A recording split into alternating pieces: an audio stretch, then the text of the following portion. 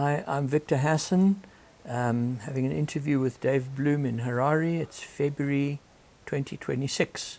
I'm going to tell you a little bit of story about my family and what I think our contribution to the country and so on. I think it starts all in about 1895 when my grandfather was born. His name was Avram Hasson. He married my grandmother, who was Mazal Tov Amato. Between them they had 7 children. There were 4 girls, and then my dad, who was the 5th born, and 2 younger brothers. My grandfather was a butcher in Rhodes, and he used to work in a butchery, and his claim to fame was that apart from being quite a big man, the shochet came one day to slaughter an ox, and this huge beast managed to escape and run through the cobblestone streets of Rhodes.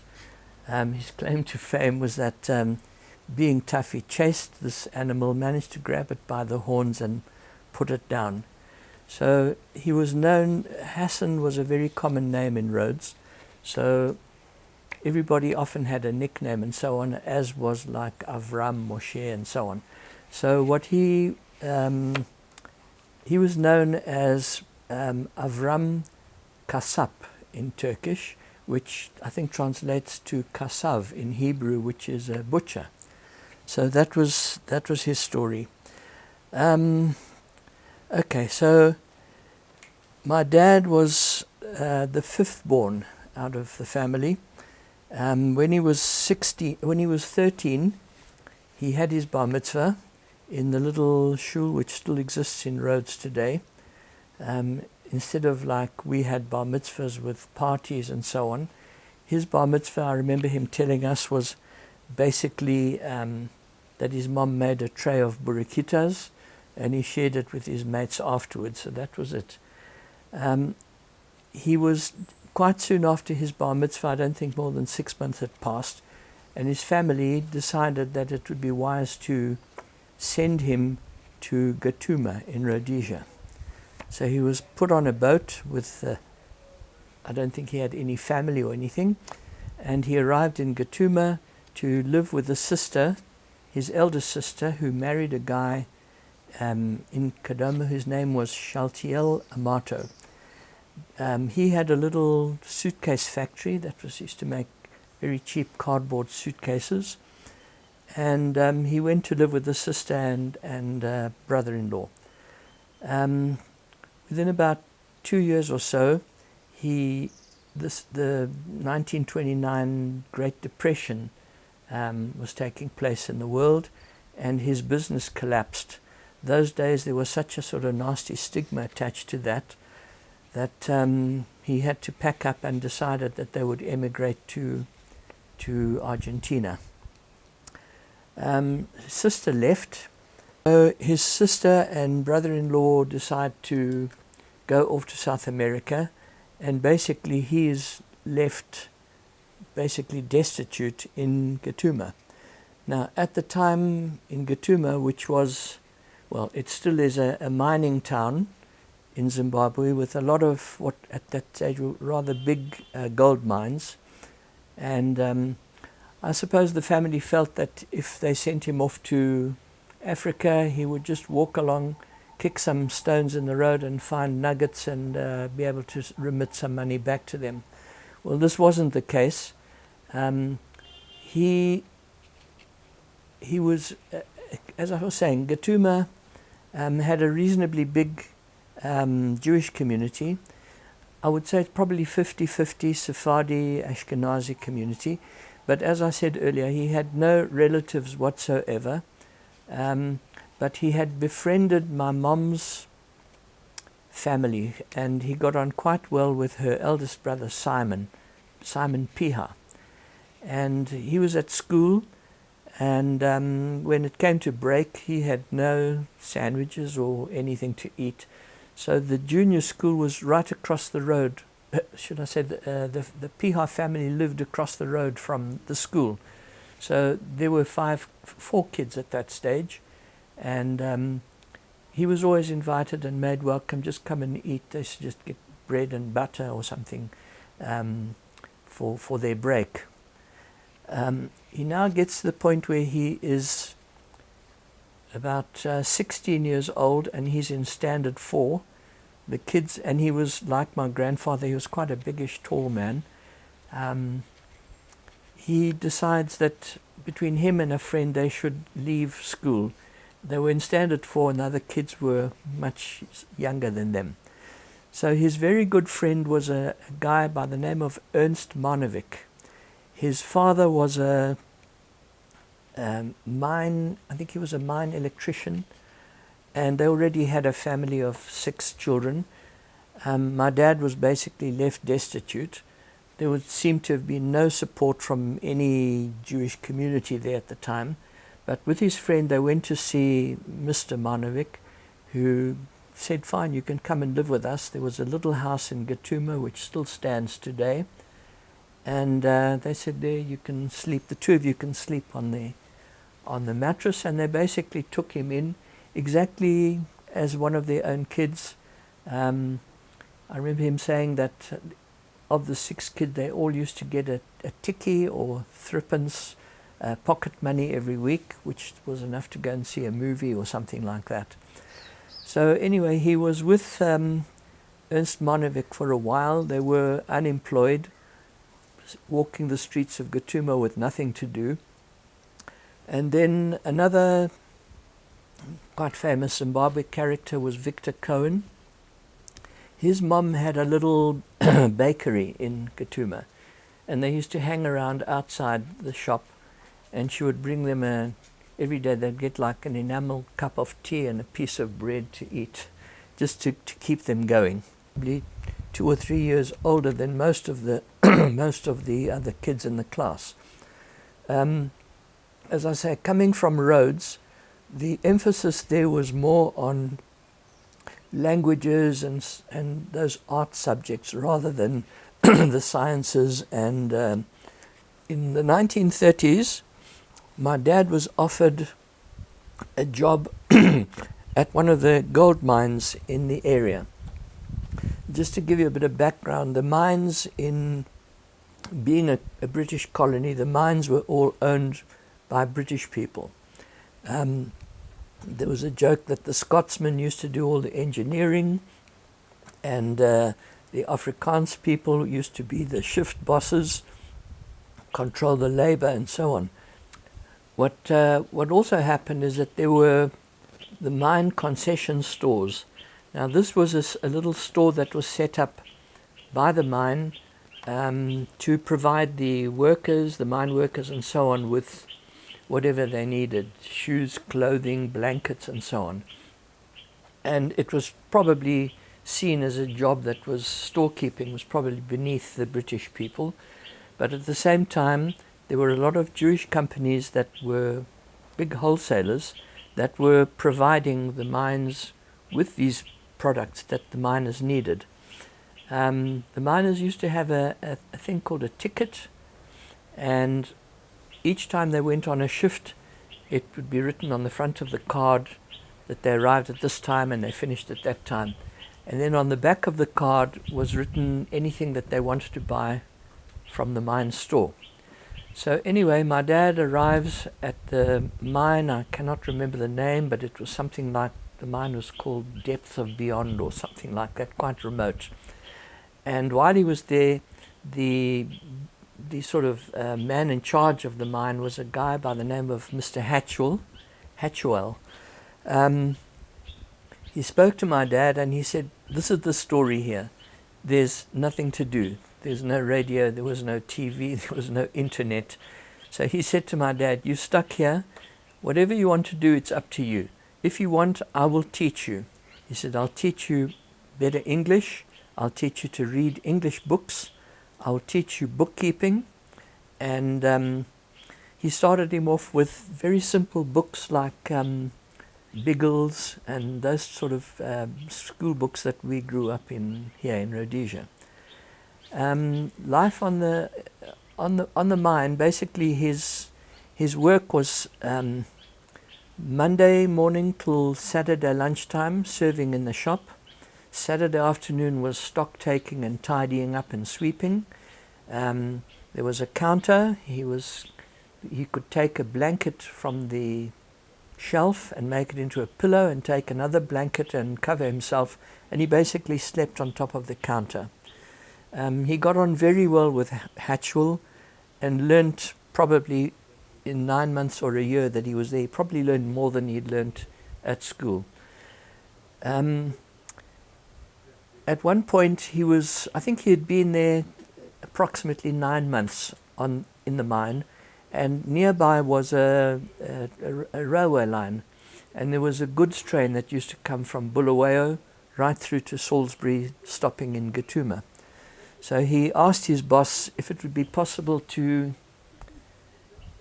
leave work at Saturday evening and come back Sunday evening. So all he was asking was basically, I think, an afternoon off. And that was such a big problem that Mr. Hatchell said, you better go and speak to the mine manager. So he went to speak to the mine manager. He said, look, I've been here a long time. I'm a young guy. I've got my friends and so on in Gatooma. Because I'm just asking basically to have a night off.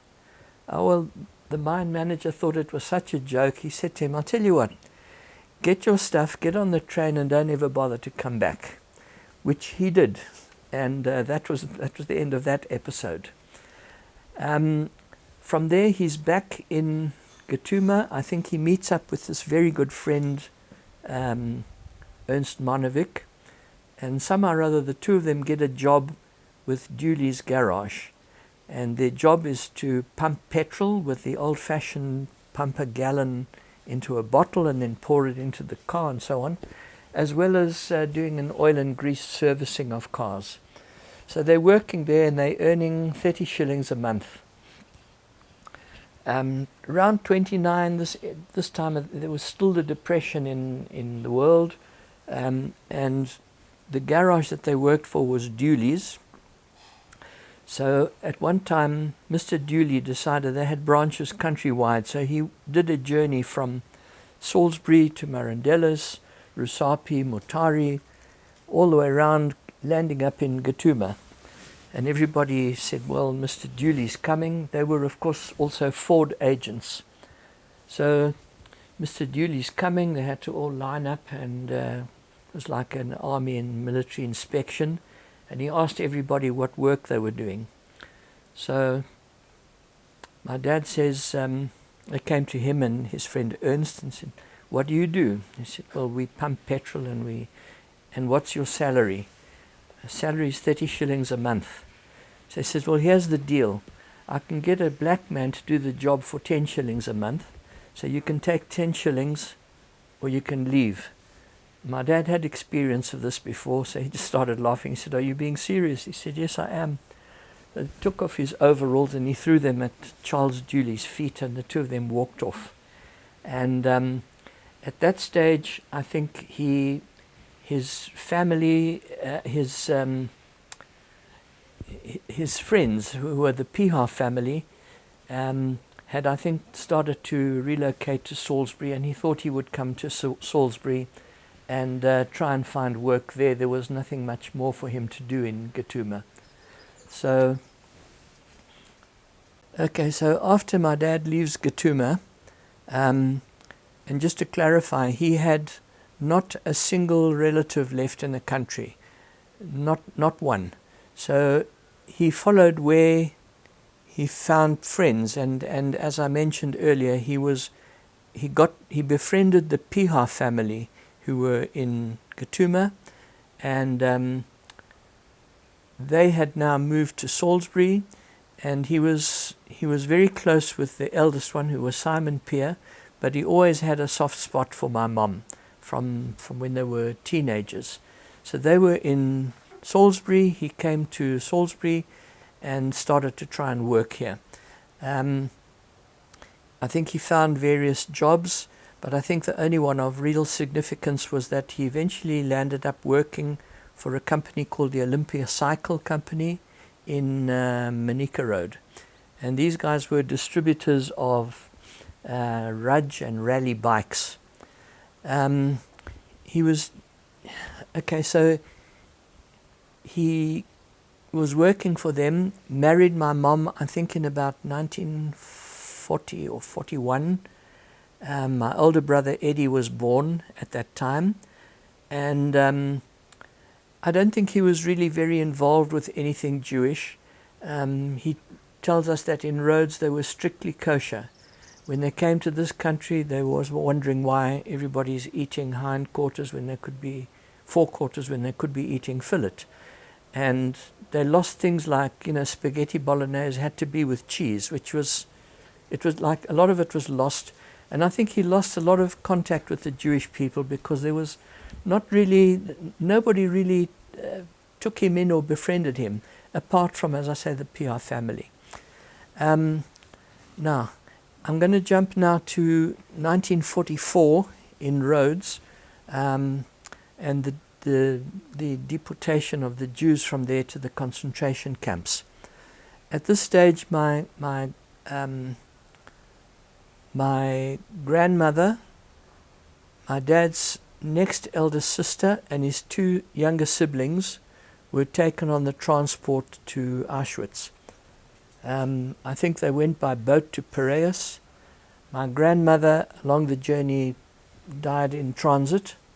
The two younger brothers and aunt were taken to Auschwitz, one to Mauthausen.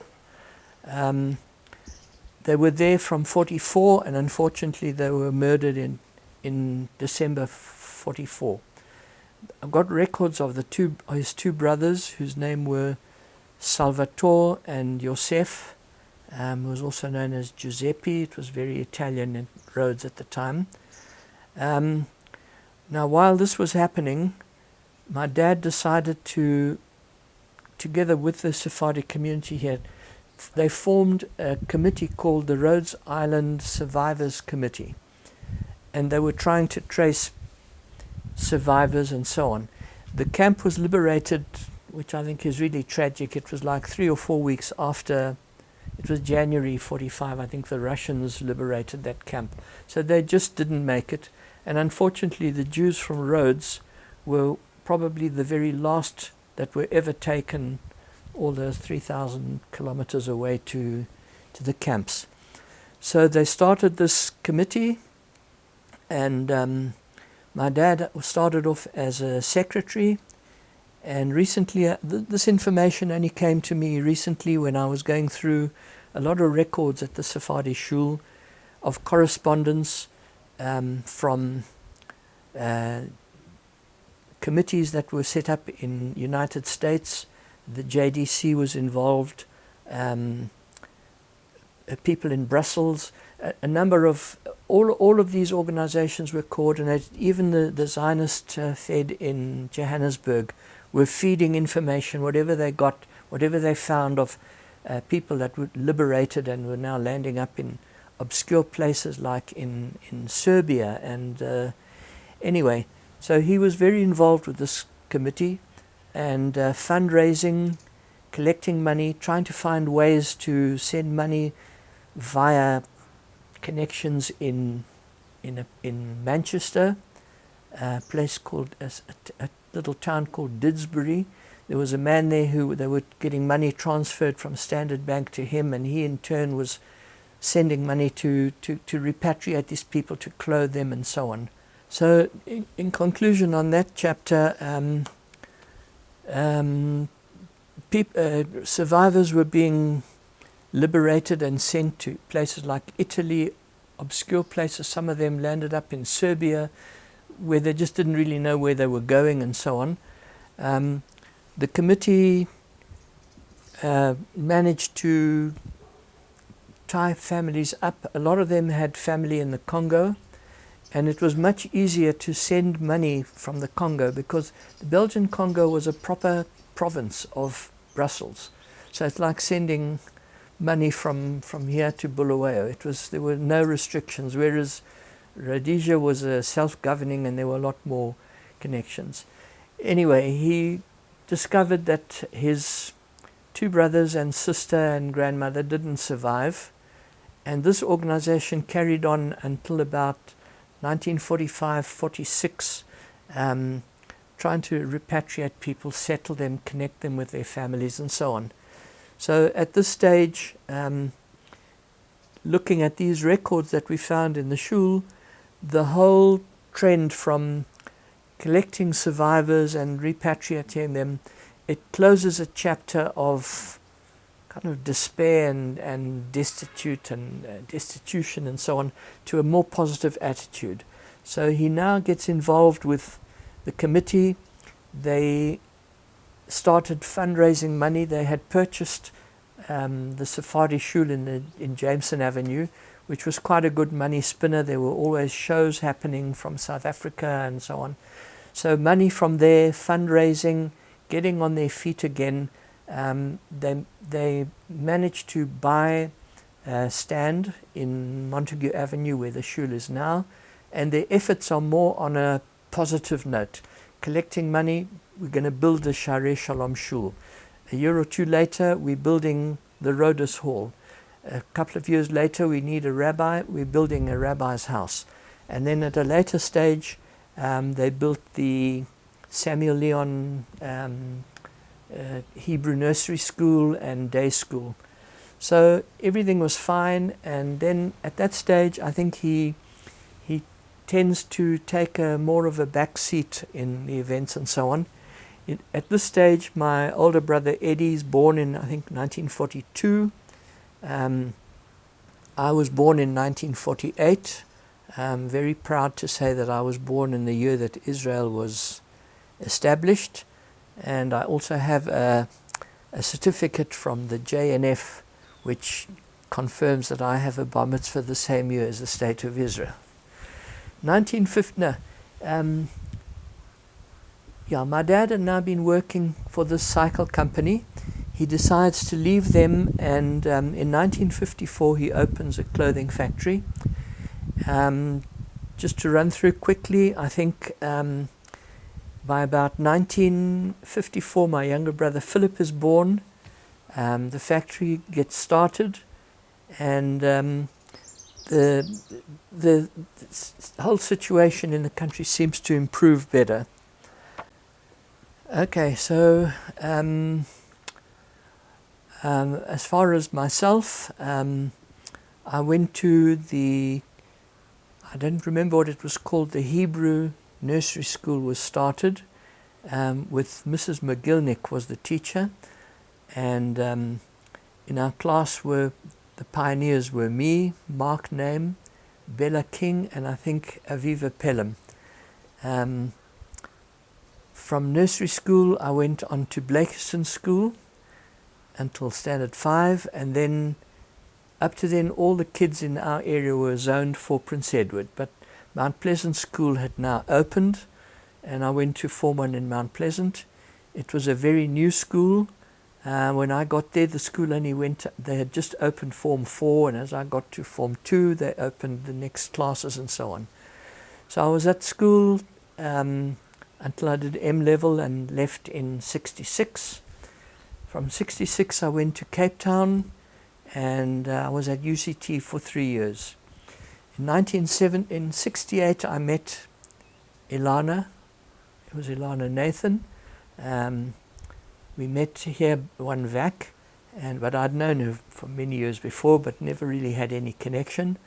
And so she came to live with me in Cape Town in 69, and then in 1970 I decided to come back to Zimbabwe and join the company. There's another funny little anecdote which you might want to hear. I started working in the middle of January 1970 at the factory. Came the end of the month, everybody got their salaries, and I didn't get anything. I didn't really know what was happening. So on about the first of the month, I went to my dad and I said, I've been here for a while, and like everybody got some cash. I didn't see anything. He said, no, why? I don't understand. He said, what do you mean?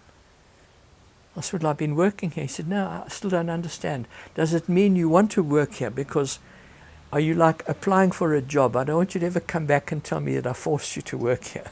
So that's the kind of answer my dad would give us. The clothing factory, which was Morris Hasson Garments, it was a very good business, mainly doing school uniforms. I think at one stage we were probably catering for about 15 to 20% of the country's needs on school uniforms.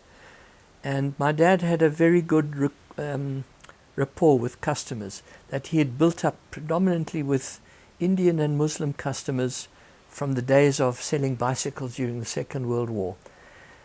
From the factory continued until until 2006, when the situation with the currency here was untenable. We had a lot of not contract workers but permanent staff, and we eventually had to wind the business down. But going back to my story, we got engaged in September of 1971 on a Saturday. Thursday we had a party on Friday. Monday morning I get a brown envelope marked on government service, and inside there was 2 malaria tablets and and my call-up papers to go to the army. So I think I must have had a lot of chutzpah, but what I did was I basically got up on Monday morning and I went to Air Force headquarters, and I said to them, I want to come to the Air Force. And the guy said, sure, you can, what qualifications have you got, and this and that. So he says to me, and have you done your military service? I said, no, I've got call-up papers for the army.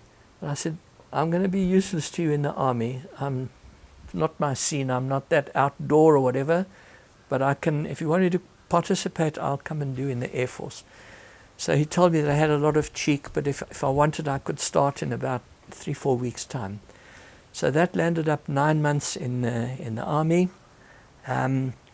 We started building our home, which we still live in today. Can you mention that? So the time in the Air Force was very nice. I had pretty much a town job. Everything was going very well. The days in the Air Force were okay. We were having to manage somehow 6 weeks in and 6 weeks out, but with the other brother, Eddie was in the factory and my dad was still there, so we were able to manage somehow. But 1975 around June was a different turning point, because that was the month that Mozambique got the independence. Now the Bush War was going on full speed, and what they did was they took a lot of folks from the town like me and put me into what they called forward airfields. So I was stationed in a place called Mount Darwin for 6 weeks, which wasn't great fun.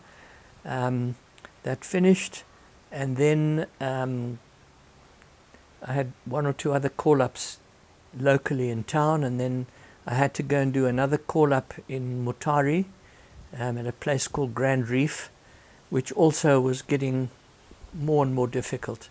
At that stage, Ilana was pregnant with Daniel. Robin was already 3 years old.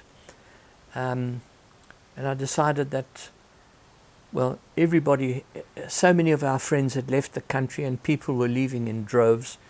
I thought I better look and see what plan I can make. So I went to South Africa and I met with 2-3 people, decided that I wasn't prepared to start all over again.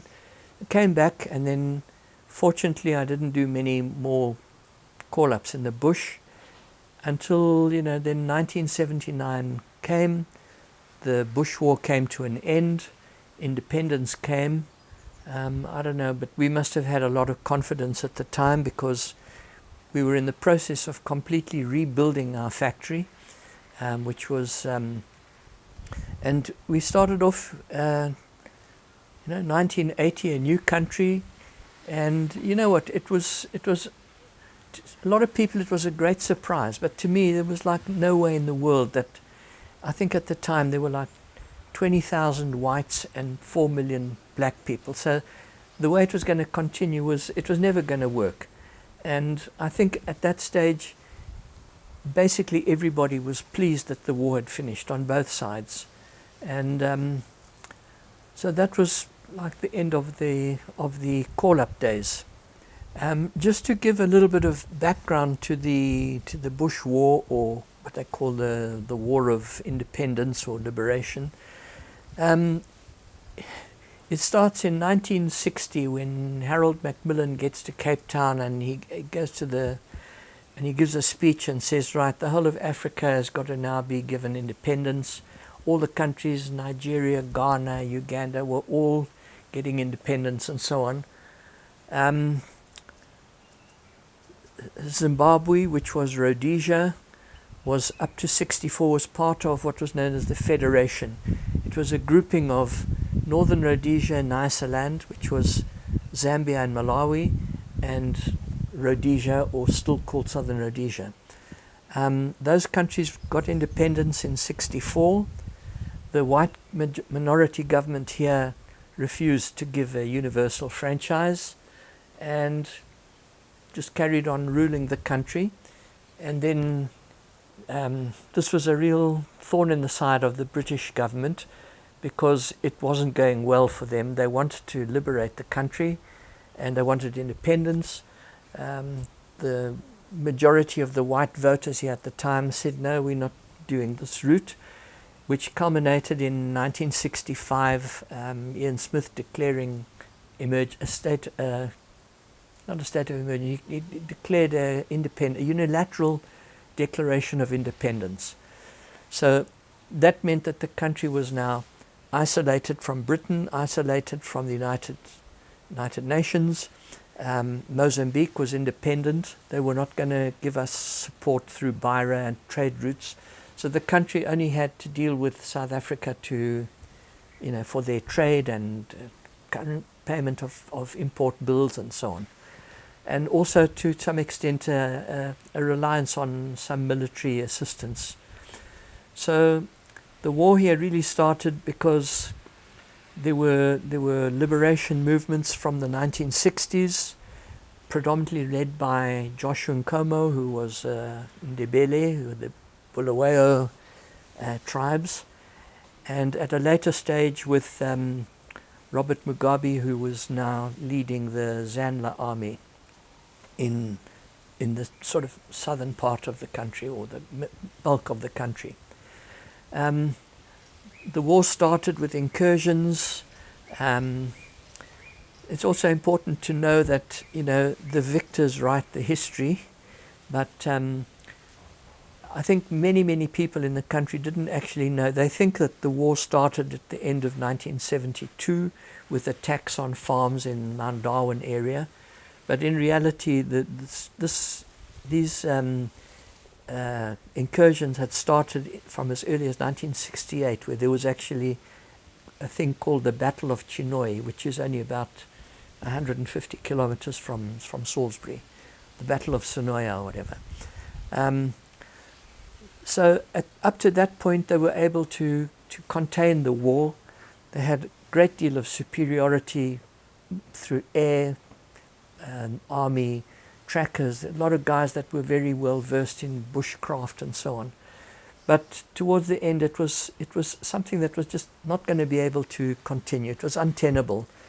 And so as I say, independence came, and for many years the life here was very good. As I say, some people had returned back to the country, and it was very pleasant to live. Okay, so we're going forward. Zimbabwe was fine during the 1980s. In the 1990s, South Africa was now getting to a point where they were fighting a war in Namibia. They were having a lot of not so much rural warfare, but the problems were starting to become urban. And South Africa was now on the road to its own majority rule and independence and acceptance by the world. So at that stage, Zimbabwe was getting a lot of aid from various countries, in particular the United Kingdom. They then looked and saw that they're going to be making a deal in South Africa. Mandela is going to be released.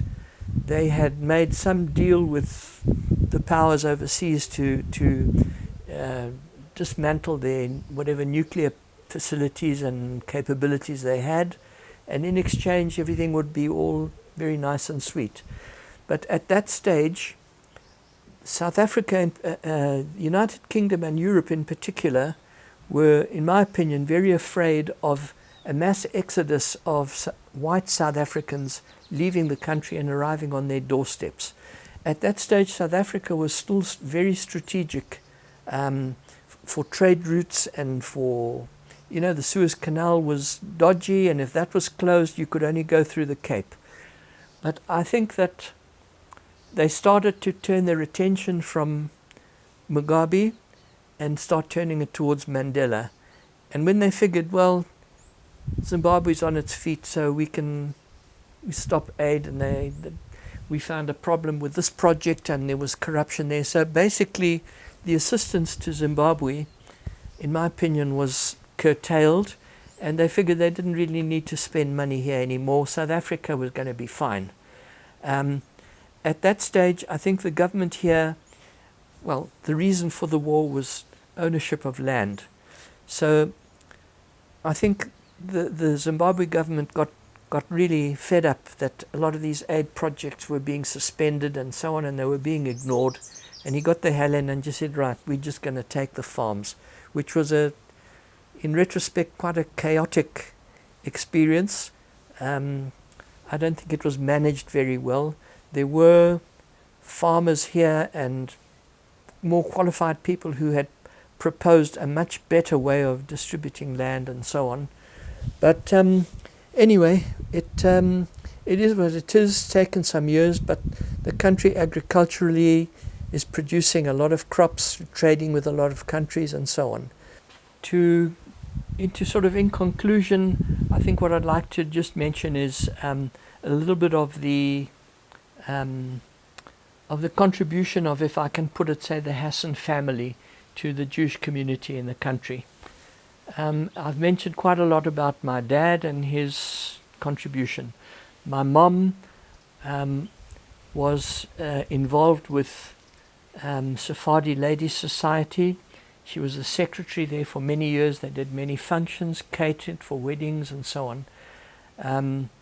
Ilana, my wife, has been on just about every committee that you can think of, from being on CARZO committee, on WIZO committee, Sephardi Ladies, Union of Jewish Women, Sephardi Ladies, Sharon School Committee, Board of Governors, nursery school, all of that you can imagine. My brother Eddie has been involved with the committee for many years. He's still a trustee. I've been going to committee meetings when I was still wearing camouflage in 1978-79. I've been involved quite a lot with the nursery school, not so much with Sharon School, but more involved with the synagogue maintenance of keeping the place up and so on. Also, I enjoyed very much my years with Beitar and camaraderie with the Habonim kids, going to camps and so on. I think as a bit of a rebel in my days, I learned more from the children's services that were held with Jack Solomon in those days for the pre-bar mitzvah kids. I probably learned more there than I did in all the years of Cheder. My brother Philip also he's been the president of the congregation for well over 2 decades, and he makes sure that things run.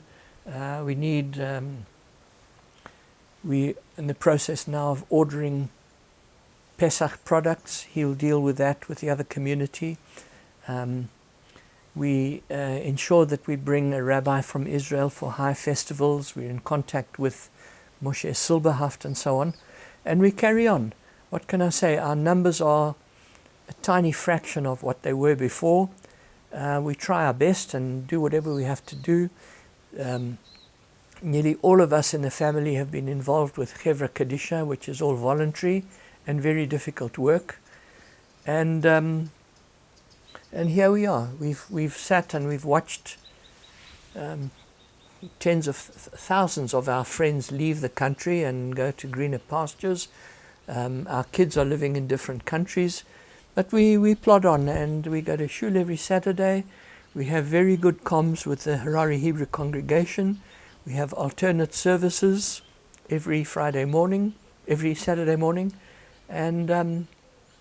and we just do what has to be done. There's no one else to do the job, so we just get on and do it. And that's my story.